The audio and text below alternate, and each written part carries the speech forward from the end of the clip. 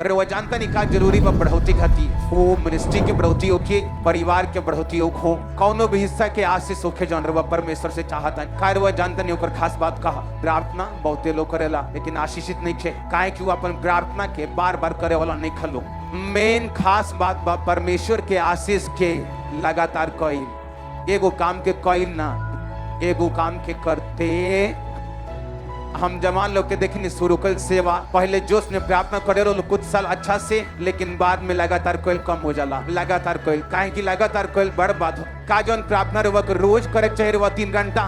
का जौन रोज 1 घंटा कम से कम बाइबल पढ़े के बाद का ओकरा रोज लगातार कर सके ना है कि हमनी के लगातार करे वाला नहीं खीस अपने आत्मिक जीवन में रहो बाइबल में कौनो बढ़िया आदमी के देखनी एगो चीज रहो ओलो में समझ के पाए